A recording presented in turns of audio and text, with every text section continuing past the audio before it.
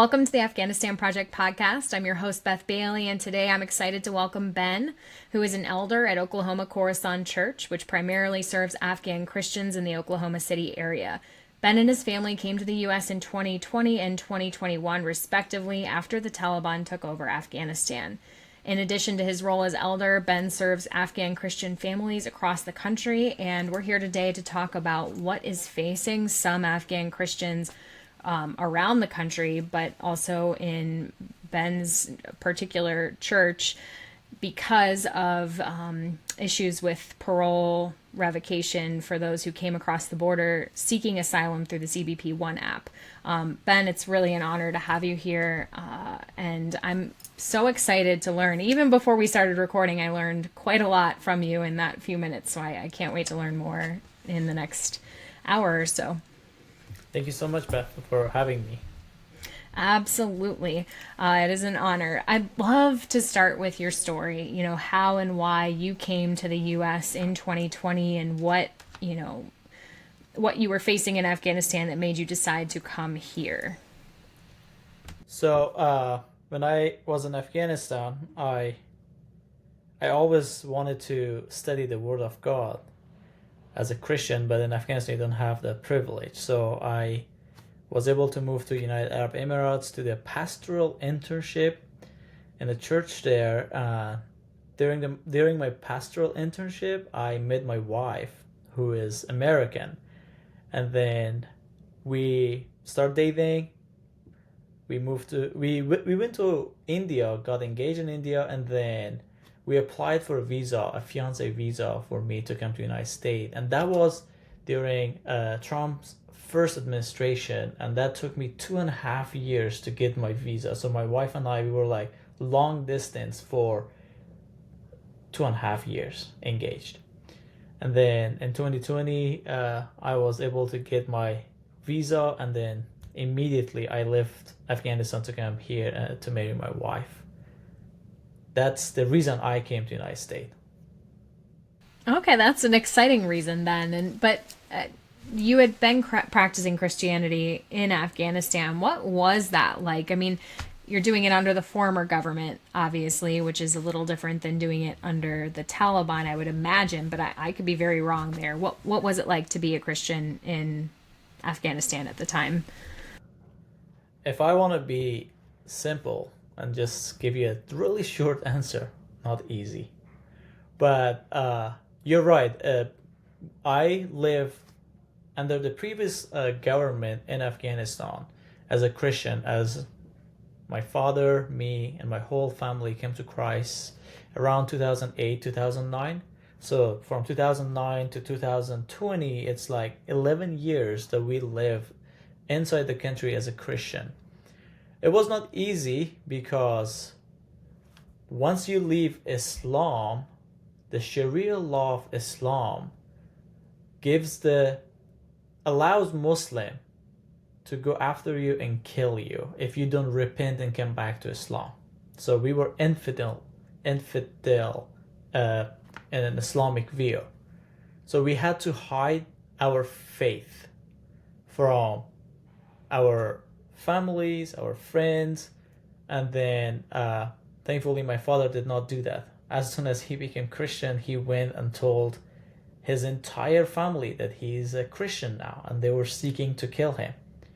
But before they were able to do that, the government found out that he is Christian, and he was arrested with another friend and a Korean American missionary and South African missionary. So they were arrested back in 2010. So him being arrested actually God saved his life because his family were trying to kill him. And we became refugees in Pakistan. Being refugees is always hard. You're not welcome in that country. You cannot work. You cannot go to school. You cannot rent a house. So it's so depressing to become a refugee, especially in the neighboring countries of Afghanistan, which we hear in the news every day that they're deporting Afghans back from Pakistan, from Iran, from Tajikistan. So it is difficult. And then we moved back to Afghanistan, lived in another city. We were still Christians. We still practice our faith. We started a house church, and my father is a pastor, so he started a house church. So doing that, of course, in Afghanistan you have another difficulties. Next to being Christian, you cannot be friends with other ethnicity groups. But we had Hazara believers, we had Turkmen believers, we had Pashtun believers, and they would all come to our house. It is so difficult to answer your neighbor why you have a Hazara, Turkmen, Uzbek, or Pashtun and Tajik coming to your house. What is happening here? That. And then you're renting a place, so the landlord can walk to the house anytime they want. And the other thing, it was hard to find a house with a basement, because that's how we would gather as Christian, as church, in a basement, covering all the windows, turning on a music in the stairs, turning on a generator outside in the yard that makes extra noise. Let the kids play that they make extra noise that our neighbor is not gonna hear what we are saying and singing there. Arranging people to come in different timings and leaving in different timings that our neighbor are not getting suspicious. Or every 2 years we had to relocate to another area that is new to us, a new it's a new place that people don't get suspicious, because after 2 years they would come and say, there's something happening in your house. You have people coming to your house every Friday or every Saturday. Why? They would come with police and check what's happening. So it was the people that would bother us. But the government, they were allowing us to be Christians because they were funded by foreigners. So if they would go after Christians, they would lose their fund. So that's why the previous government, they were fine with us being Christians, but the people, it was difficult. So you had to be careful in school, you had to be careful in the bazaar. Raising kids was hard because you're sending your kids to school, so they have to be Muslim, pretend that they are Muslim in school, and then when they come home, they are Christians, they're reading their Bible. So it was a challenging life, but somehow God allowed us to handle it, to be able to live that life without fear, because we would go and share the gospel. The church was growing. We had many churches, we had many believers in the most recent years in Afghanistan. That's incredible. And yeah, I can just imagine all of those difficulties of different ethnic groups combining. And it's one of the things I still see to this day. You know, you would think that maybe the Taliban return is so bad that Afghans would bind together and say, no, we're just going to work together to get the Taliban out. And no, I see as much backbiting about, you know, people of different ethnicities now as I do about the Taliban sometimes, which is, that's not true, but there is a lot of it. And I can imagine how that would be a giveaway of, hold on, something is happening here. And I remember too being really surprised. I had never seen a report card from, say, like an Afghan college until right after the fall, when someone who became a confidant sent me his report card, and he had to study Islamic studies, getting a law degree, just, you know, which makes sense in some ways, but to us is very different in America. You know, you wouldn't have that religious aspect of your schooling. So all of these things are so unique and so different. And I wonder too, so once the fall happened, is that when you decided you needed to bring the rest of your family to the United States, or what happened in 2021 when everyone else came over, and was that affiliated with, you know, the fall of the former government? So let me mention this before I answer your question, that in Afghanistan, we start studying the Sharia law from first grade. And then we have a Quranic class, we have an Arabic class, and the Sharia class, like 3 religious classes from 1st grade to 12th grade. I studied that. I know the Islamic law. So, to go back to your question, yes, bringing my family, the rest of my family to United States was related to the fall of Afghanistan, because my father was arrested back in 2010 for his faith, and he was well known among many Afghans as a Christian, especially his family. And they were trying to find and kill him for many years, but because we were moving place to place every year or every other year, so they were not able to find us. That's why. And then, I don't know how much I should say this, but my family, they got the courage to go and change their IDs from Muslim and Islam to Christianity right before the fall, because they were trying to help the next generation of Christians in Afghanistan to not face those difficulties. As Islam says, if you were not born into a Muslim family, you're not an infidel. So they are not going to kill you, because they believe that religions are based on birth, not conversion.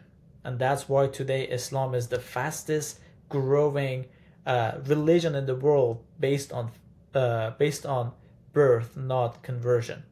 So yeah, that's why they were trying to like help their next generation, their kids, their grandkids, to have a safer life in Afghanistan, like the Sikhs that we had, the Hindus that they were in Afghanistan. So they were able to buy houses, have businesses, but Christians were not. So, and then my family went and changed their IDs from Muslim and Islam to Christianity, and their ID, and instead of saying Christians, it said other. And they received that ID 2 weeks before the fall of Afghanistan. So of course that would put a target on their back, because when the fall happened, Taliban got access to the database. They could find their names, pictures, addresses, phone numbers, everything they needed, they could find. And my family, I've told them from January of 2021 that they need to get out of the country. And my parents, they say, no, we'll stay here, because we need to be with our Christian family. If we get out as a pastor, we are leaving our flock alone. Who's going to take care of them?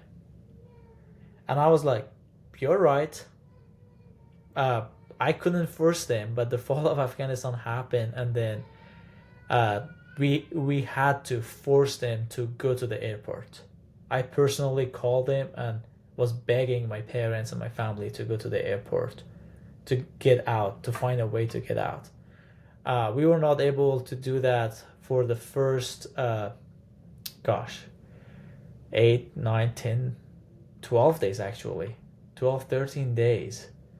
They faced so many difficulties around the Abbey Gate, around the airport. My mom almost got killed because Taliban started shooting, and then the crowd was like running away from the Abbey Gate, and then my mom fell and they were stepping on her. Saying these things are not easy, because I personally have PTSD from it, because it was really hard time for us. And then we tried so many times to get them out, but we had a problem. They did not have any documents to allow them to get to the airport. They were not SIV holders. They didn't have any type of visa. The only thing was they were Christians, and they couldn't say it out loud to anyone. They were not speaking English to communicate with the American soldiers, say that we are Christians, we are at risk of losing our life. So that's why it was really hard for them to get out. But one day, on August 28th, God used so many people to help my family, a group of 18, leave Afghanistan. It was a miracle. I'm still shocked the way that they got out. But God did it. Are you able to talk about how that happened? I personally don't have all the details. I reached out to so many different senators, churches, mega churches. We were I was doing anything to get them out. I had a friend, Luke, who he was also trying to help them, and then we we had friends that they work for senators. We reach out to them. We have friends at Capitol Hill Baptist Church in DC. We reach out to them, and somehow we were able to put pieces together, find the right people to help us. But I personally don't know everyone that was involved. I know some of them, but there were like so many people involved to help my family to get out. That's amazing. And I remember back at the time of the fall, all the articles that were talking about, the last Jewish Afghan to escape the country and, things of that nature, people that were known to be at risk. And Christians were certainly high on that list. There were so many articles about Christians escaping Afghanistan to the point that I really thought that most Christians had escaped. And then by November of 2021, I learned that that wasn't true because I met some of the people who were trying to help remaining Christians escape the country. And so I would love to hear about, I'm going to guess that many of the people that you know who were able to get out later were maybe affiliated with your father and, the house church that he had, or were there other people? Like, how did the word spread that, your family had gotten out, or that, there was a need to get people out? What happened next, basically? So in Afghanistan, we had different missionary organization that they were doing mission work in Afghanistan. And when the fall happened, so many of them came together and they started to help Afghan Christians escape and leave the country. And they reach out to their senators, they reach out to their lawmakers, they reach out to U.S. Department of Defense, giving names, addresses, even locations where they're located. So that's how the word was spreading out about the Afghan Christians, because of all the Christian agency or Christian organization that they were in Afghanistan. So they wanted to help their believers, the people that they work with, and also the workers that they had, and they were not even believers, but they somehow work with Christian organizations. So they wanted to help them to get out. And some of them were able to get out during the fall from August 15 to August 28th, 29th. And then some of them went to Mazar-e-Sharif because later there were flights from Mazar-e-Sharif to Qatar and to Dubai and Abu Dhabi. And we were able to give some names, actually a lot of names of Afghan Christians who reached out to my team. We were able to help them to get out through flights from Mazar-e-Sharif. Some ended up coming to United States straight. Some went to Qatar, Germany, and they came to United States. And some of them, they ended up in Abu Dhabi for a year and a half. And then later they were sent to Canada and United States, that they were believers and family of believers, that they were at risk because of their family members, that we helped them to get out. But this started with the Christian organizations, that they spread it out. They reached out to U.S. Department of Defense and asked them to help. And they were faithful lawmakers that were involved to help. Sure. And what was life like for Afghan Christians who didn't get out from Mazar-e-Sharif and who were stuck behind under the Taliban for, the next 3 years, basically? Okay, that's a hard question, and I hope I'm not offending any of my Afghan Christian brothers and sisters in Christ saying these things, but it's not easy. Honestly, it is not easy. They cannot practice their faith anymore. It is hard for them to get a job because once you get a job, Taliban are forcing you to do the prayer. Like, you have to stop. If you have a business, if you go to if you have a job that you're working in an office, you have to stop for the prayer time. You have to fast. So they are pretending that they are Muslim while they are not Muslim. And if they show that they are Christian, they're not going to be alive. And if they're alive, they are in prison and being abused all the time. So it's a hard life. They cannot read their Bible. They cannot have any Christian anything about Christianity in their phones and their homes, because I remember it was early on in 2022 that Taliban were breaking into houses without noticing anyone to search to find if that family worked for the previous government or they have any Christian staff at their home that they could arrest them. So it is not an easy life under Taliban today. Sure. When did you start hearing from people who, because I remember how much uncertainty and fear and everything there was, and I've always tracked it. Like, there were periods for Afghans after the withdrawal. There was the first few months up until the invasion of Ukraine, basically, where people were able to raise funds. And, if you were in a safe house, you could have a safe house that was paid for so that you could be, you're obviously not able to work. I'm thinking about for allies, but the situation for Christians is similar. An organization could help you with those costs and help you get medical care if you couldn't go out to a doctor, and help you get food if you weren't able to safely leave your home, all those things. And then the invasion of Ukraine happened and there was less support for Afghans. And it was at that point that I started to hear about Afghans going to Brazil, because you could get a humanitarian visa to Brazil. And I think that there were even attempts. I was actually part of an organization that thought that it would be great to create a Hazara community in Brazil, because, and the intent wasn't to move from Brazil up to Mexico. It was just, here's a country that will let you have a humanitarian visa. And if you're Hazara and you're, under threat in Afghanistan, you can go to Brazil and you can live safely and you can chain migrate your family here, and you don't have to worry about, facing death in your homeland any longer.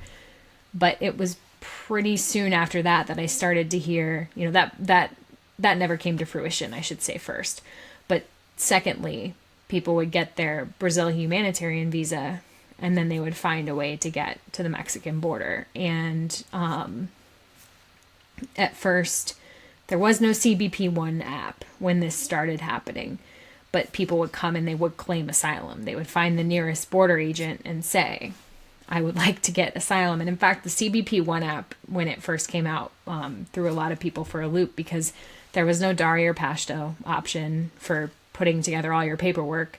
So it was really difficult if you were Afghan and didn't have someone who could help you fill all of that out. But anyway, the point is, this whole method of going to Brazil, traversing the deadly Darien Gap, trying to find someone who could ferry you to Mexico started to become popular. And as more people were successful with it, it spread to the point that now more than 8,000 Afghans have pursued that as an option. And some of them have been in our pipelines, SIV or US RAP pipelines, where they knew they weren't going to be processed and they were facing death in their homeland, or they were running out of funds in Pakistan and didn't know how long it would take and they were desperate, or any number of things. But for Christians, there is no US RAP for Christians. There is no SIV for Christians. So when did you start hearing about people so desperate that they had heard about this path, and they kind of wanted to see if maybe that would be an option for them, that they could come and claim asylum if they could get through this really difficult journey that I don't think people understood how difficult it was until they did it. I'd like to say that too. Right. So we were hoping to get as many Afghan Christians out as we could, or we were allowed to, through Mazar-e-Sharif. And then once they stopped all the flights from Mazar-e-Sharif, Afghan Christians needed to leave Afghanistan because of persecution. So they went to Pakistan, they went to Iran. And then all of a sudden, Brazilian government came and said, I'll give humanitarian parole visa to Afghans. Not even Hazaras, they give visa to many Afghans. And I remember when we got the first Afghan Christians group into Brazil, the First Lady of Brazil hosted them at their place. I remember that. I saw a picture of that, and that was amazing that Brazil was opening their borders to receive Afghan Christians and Afghans at risk or being in danger. So I was involved in that, filling out the visa application for them, for many Afghan Christians and their families. We had the fund. There were organizations that they were giving the fund to get them there. And as you mentioned, Ukraine came up in the news, and all the funds stopped immediately. And when Afghans went to Brazil, we had so many more Afghans that needed to get out of Iran, Tajikistan, and Pakistan to go to Brazil, but we didn't have enough funding. So we had to stop that process. And when the Afghan went to Brazil, they found out that it's hard to find a job here. It's hard to have the community because we are so spread out in different cities. And even harder, learn Portuguese. It's hard for us. So we do not want to stay here. And I'm not saying it was only Afghan Christians that they came up with this idea, but there were other people that started this journey. They found people to help them from Brazil to Mexican border and paid so much money. They had houses, lands, everything that they had back in Afghanistan. Somehow they sold it for nothing to pay and get help to come to Mexican border. And now that so many of them are here, they're still paying it back because they had to borrow. If they didn't have a land or a house to sell in Afghanistan, they had to borrow money from their friends in Canada and in the United States or European countries. And now they are paying them back. Everything that they make today, they paid back to who they borrowed money from. So, and then Afghan Christians say that we cannot make money here, we don't have the community, we cannot learn the language. Let us go through this journey from Brazil to Mexico, and it is not easy, but they accepted it because they wanted to have a better life here. Absolutely. Can you tell me, you mentioned before we started recording some of the things that the people who came up that path saw. And I mean, I can tell you, I had a young woman who brought her 3 children up through the Darien, and I had told her, don't do it. I had said, this is really, really dangerous. Please don't do it. I know how desperate your situation is, but this is not the plan for you. And I remember when she sent me video from the Darien, and she was sick, just so sick. And you could tell just from these little snippets how difficult it was. And my heart broke for her. And I, even though I had told her, don't do this, I knew it was heart-wrenching to watch what she was going through just to try to be safe here. So what kinds of things did the people that you have now luckily welcomed into safety see while they were going through that path? So, as we were talking, I told you that we have 10 people here that they went through that path, and when I was listening to them describing me how hard it was to go through the Panama jungle for 10 days, and then from Brazil making their way to Mexican border, they saw dead bodies in the jungle, in the river. They saw people, gosh, it's hard. They saw people just looking for food in the garbage and eating whatever they could find because they went days and nights without food and shelter. Right now we have a 2 and almost half-year old, like 26, 28 months old girl here. And you saw my son earlier when we were talking.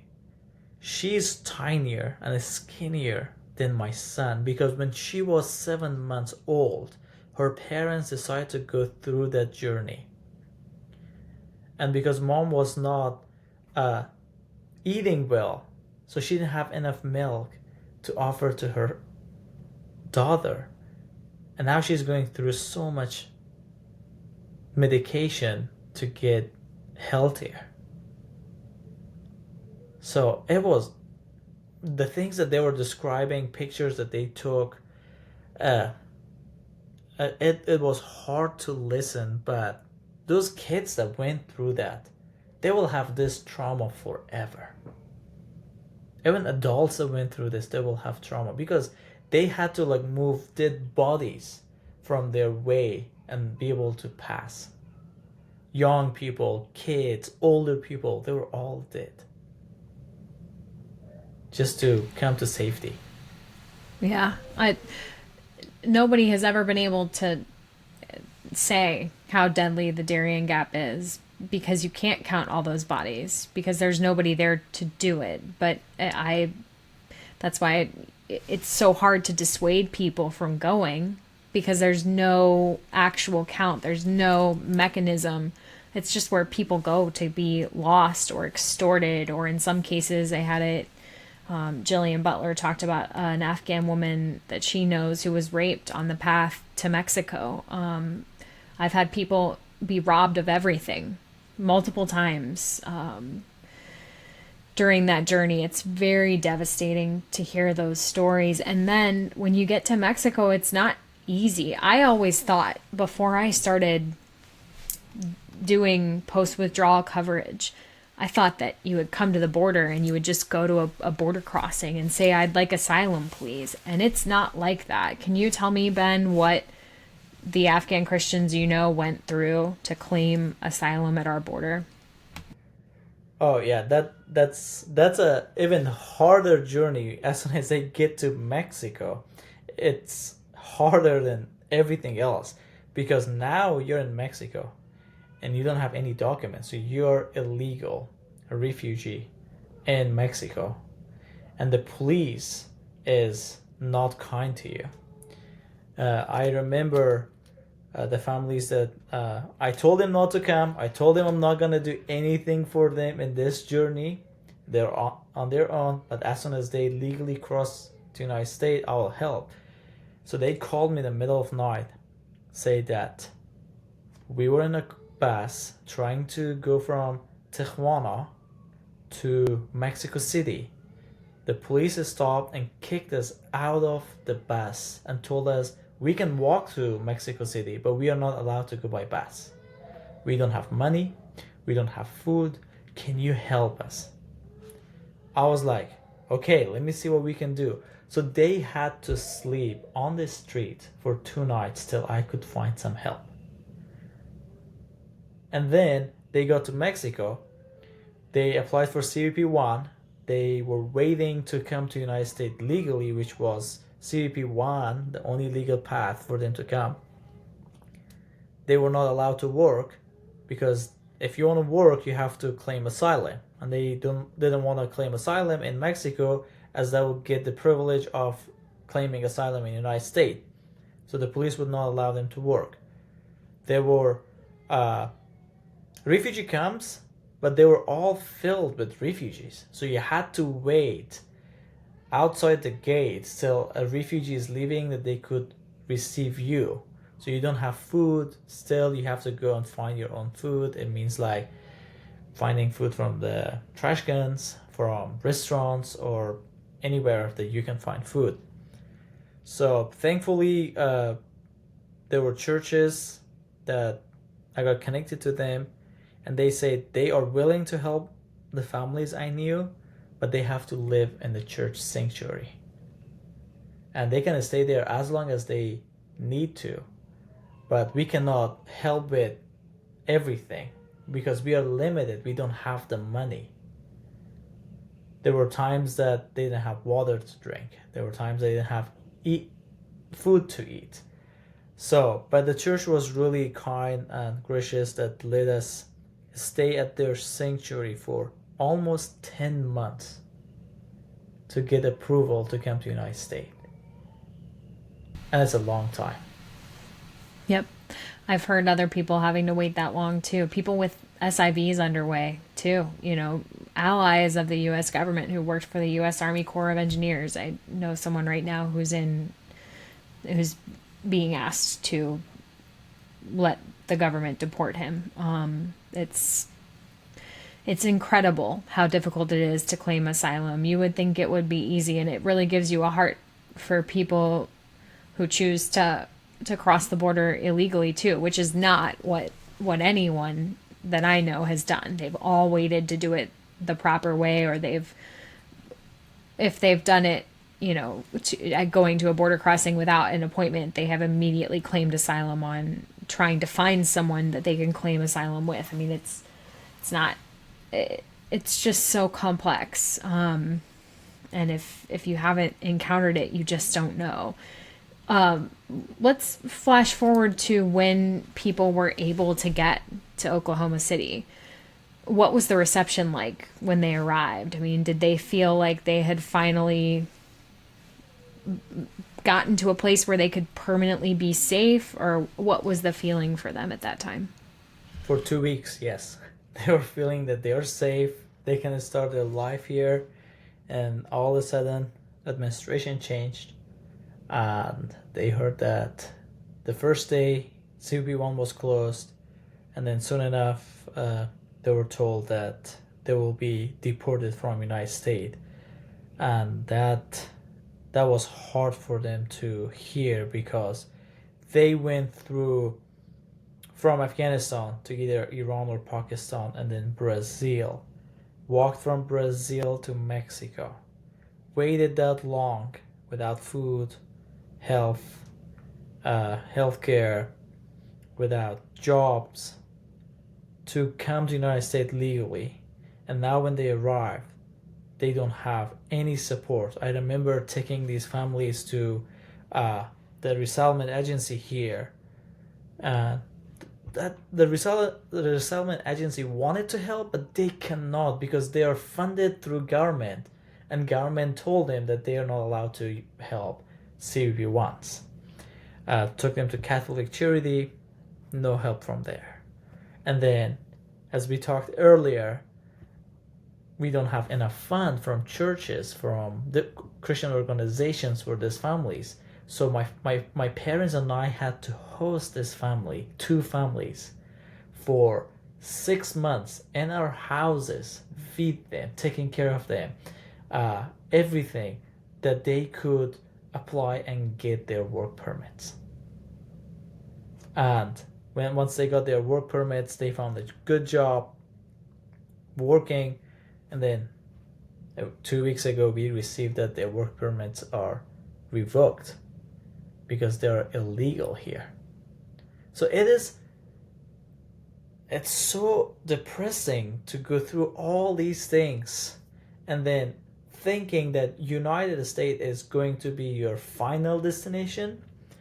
It's the dreamland, the promised land that can help you, especially as a group of people that are at risk, especially losing their lives. So they came here with hope, with dreams that we will stay here, we'll be welcome, we'll receive the support we need, and we will practice our faith, be good neighbors, be good residents and citizens to the United States, and then all of a sudden you're told, without hearing your case, without hearing your story, you need to leave United States because you came illegally, and that is hard for them. Anytime I see the refugee families, there's like, this is the first question they ask me: when are we gonna be deported? Do you know that? Because we are ready.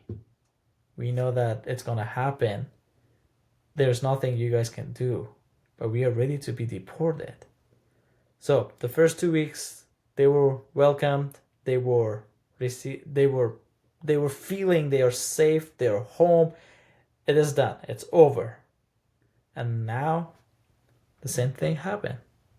They are thinking and planning for their journey. If it's Afghanistan, if it's back to Mexico or Brazil or any other place.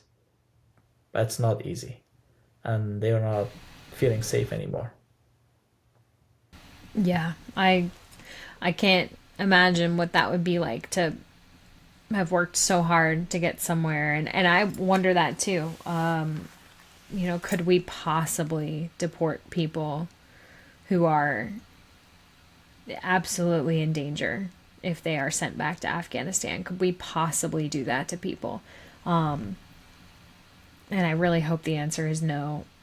And what I hope is, did they have asylum in process? Do they have anything? Because I've talked to a lot of advocates and one incredible lawyer about the various things that should protect Afghans who are here. And one of the things is having an asylum claim in process and having a credible fear statement on file. I think I'm saying that properly. I might not be. I'm not a lawyer. But any of those legal and permanent pathways in place, and do any of these Afghan refugees have that underway? Not everyone, because in Oklahoma, especially in Oklahoma City, we only have one pro bono lawyer. She's amazing, but she's so busy. She has so many cases. And I don't know if you ever had a lawyer, but they're expensive.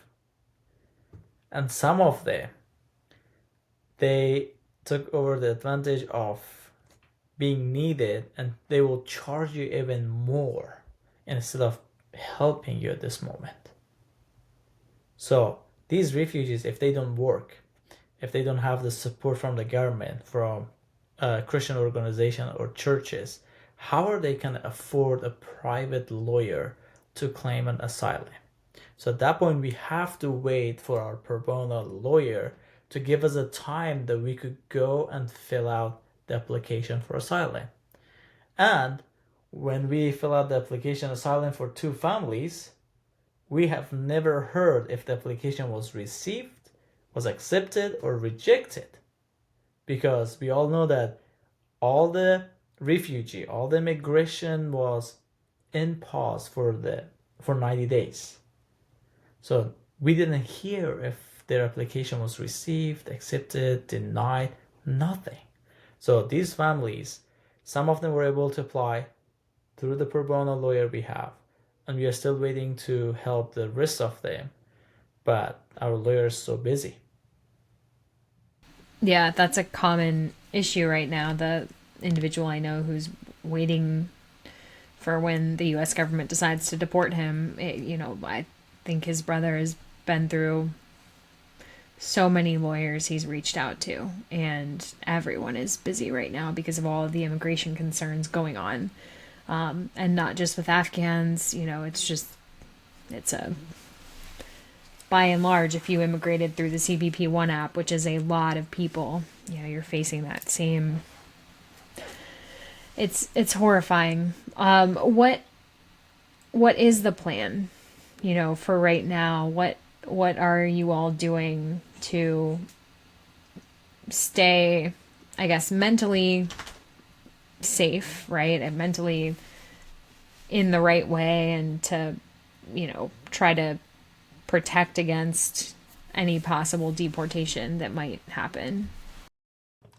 So what we do right now, we encourage them to go to church, stay faithful, because they choose to leave Afghanistan, or they were forced to leave Afghanistan because of their faith. So we are at least in a free land that we can practice our faith freely. So let's continue doing that. That's what we encourage them to do. Second, I personally, through our church, reach out to the churches in Oklahoma and ask them if they can write a letter for these families with their names and information, to give it to them in case if ICE is showing at their house that they have, because this family, they don't speak any English. So we have a written letter from different churches, different faithful Christians, that they were giving to these families to show to ICE or DHS or whoever is showing at their door, the reason they're here because they're Christians and they're at risk. So all the churches agreed to give us a letter.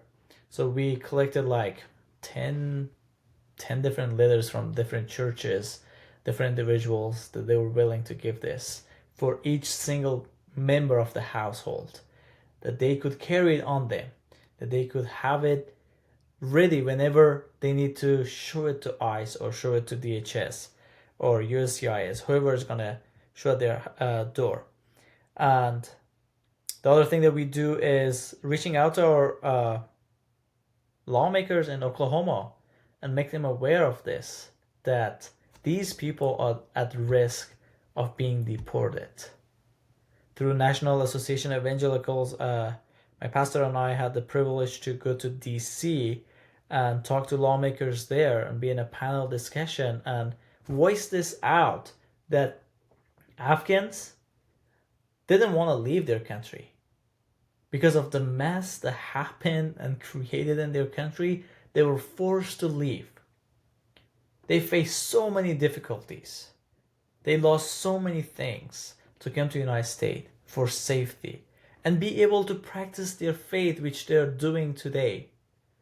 Please, at least give them one chance to present their case at the court and explain why they should be asylees, why they should stay here. That's what we are trying to do. But one thing that I do not know, why other Afghan Christians are silent today. Afghan Christian leaders in the United States, I don't know why they're silent. Maybe they don't have any CBP One in their community, or they don't want to be the voice for their community. But I want to encourage Afghan Christian leaders, let's stand together and have one voice, because we can have a voice in the United States and our voice will be heard. Let's not be silent, because our brothers and sisters need us today and we need to help them.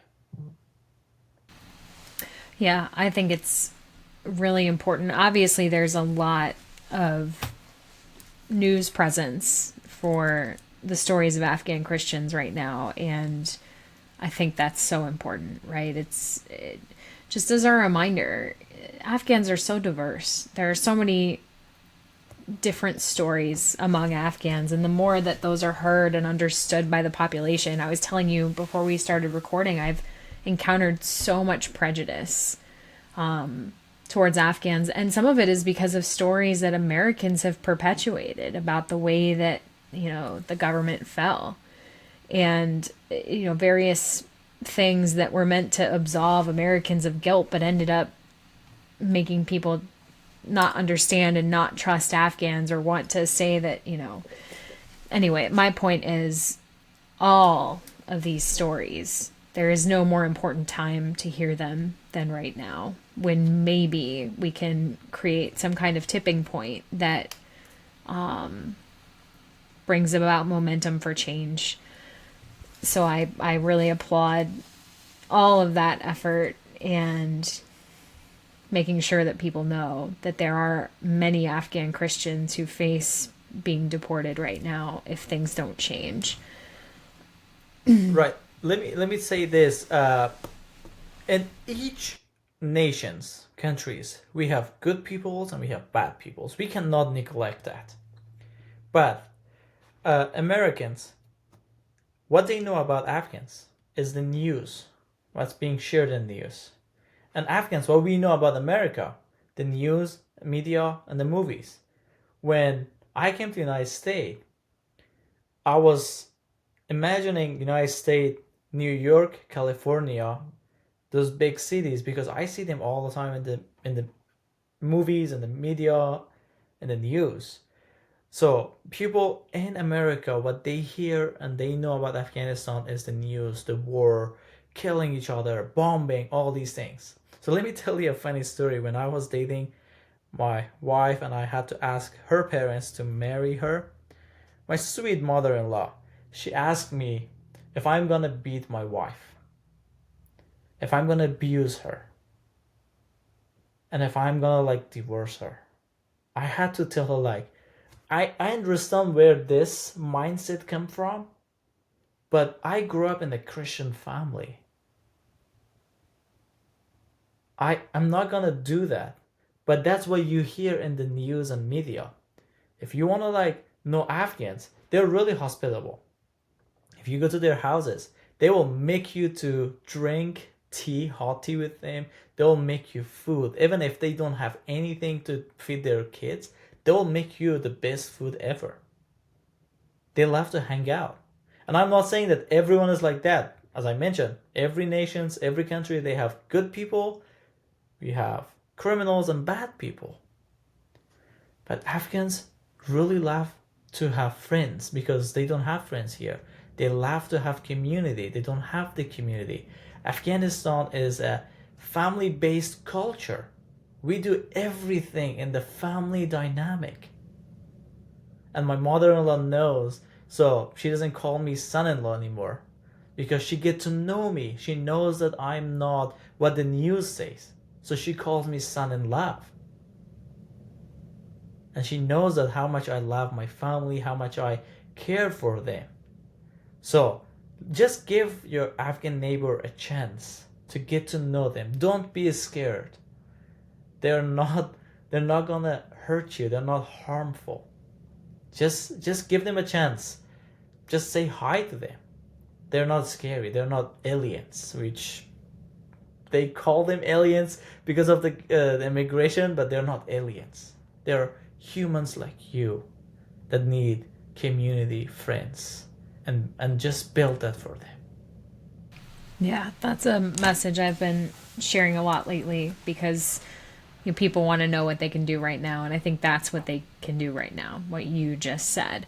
And I've never been treated better by someone I didn't even know than by Afghans. The two of the best meals I have ever eaten at someone else's house were my friend at the college friend's dad's interpreter. His wife cooked all of the girls in my college class Kabuli pulao, and we all ate it on the floor of their small apartment in Alexandria, Virginia, and it was incredible. We didn't even speak the same language, but it was just the most amazing feeling of, and I knew they were not making enough money to feed all of us that excellent food, but they did. And it's just like you described, they will give you everything in their home as an act of gratitude because my friend's father had saved his interpreter's life and his family's life and gotten them out of Afghanistan. Same thing with my good friend who started this podcast with me. I met his interpreter who he got out through the fall, through August of 2021, and his wife also made us the most incredible meal. She sent me home with more food that I had. It was just so lovely. She was so happy to have us, and he was it was the sense of community. You're right, in an Afghan family is incredible, and we just don't understand that in the U.S. because, like you said, what we've seen of Afghans is stories of governmental corruption and the bad news stories from the war. And it's really unfortunate, but we do need to be outgoing neighbors right now. And Afghans right now in the States, even if they didn't come in through the CBP One App, even if they came here on an SIV, or they came here during the fall and they're still waiting on status. There's so much uncertainty, so much fear. Even if they are not impacted by that fear, they know someone. They have a family member who is impacted. I can almost guarantee it that every Afghan in this country knows someone personally who is living in fear right now. So I agree with you, Ben, that this is the time to embrace the Afghans in our lives and see what we can do to help them decrease that and to speak up. And remember this, that all these Afghans, this is coming from the trauma. We are born with trauma. We live with trauma. And eventually we're going to die with trauma. We did not receive the help we needed. Because in my country, there has been war forever. All the kids are being affected by this. The adults, they're all live this life. And no one helped them to go through this.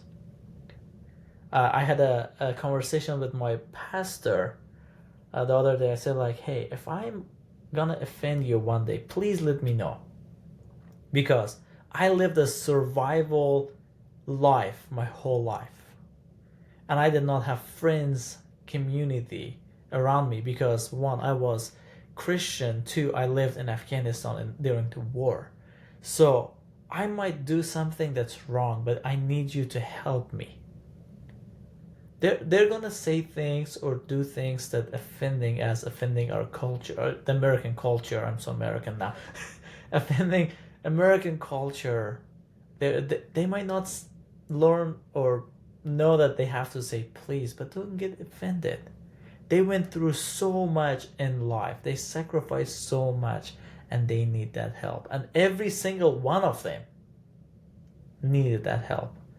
Every single one of them has a, as you mentioned, have a family member or a friend that they don't have a status here, and their status unknown. So because we are a family-based culture, we understand them, we are with them, we don't leave them alone, and that's affecting us too. So it is this life is hard. This is a hard life, but let's help them to not pass their trauma to their next generation as they're in the United States. I 100% agree. And I'd love to give you the final word. If there's anything I didn't ask, anything you want to add, Ben, the floor is yours to say whatever is on your heart. I would like to say thank you so much for having me. I enjoyed doing this, Beth, with you.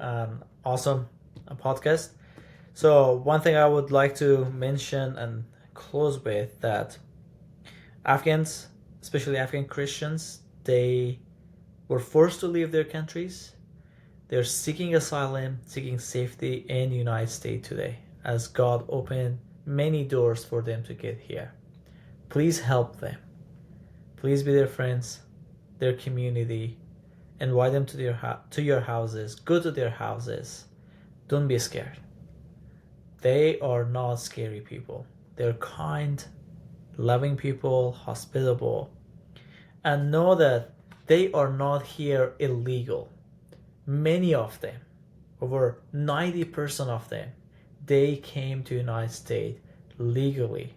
Even with CBP One, because they were told that CBP One is the legal path for them under Biden administration. And because of the unknown things that are happening in the government today, they are being called illegal. Their status are being revoked. Their work permits, their paroles. But let's stand for the Afghan Christians and those Afghans that are at risk of losing their lives together, as America forever been a dreamland country, freedom of speech, freedom of religion. And let's keep that dream alive as Americans all together. Absolutely. Those are excellent parting words, and I appreciate you being here tonight as well. I learned an awful lot, and it's always good to, I'm always learning more with this podcast, and I appreciate that because when you think you know everything, that's when you're dangerous. And everything new that I learn makes me realize how very little I know, and humbles me. And I think that's a good thing to be. I want to put out the word for any Afghan listeners that we're always looking to share your stories on the podcast. So please send those written just as a letter to the Afghanistan Project Podcast at gmail.com. I will make sure that you remain anonymous. You can write about anything that you want listeners to know about. That's what makes this podcast special, is having Afghan voices in addition to those, American and Afghan voices who are attempting to make things better for large swaths of people. It's really important to hear from those people who are impacted right now. I want to thank all the listeners for sharing their time. Ben, thank you again for sharing this very important story. Tashakor, hope to see you all again soon.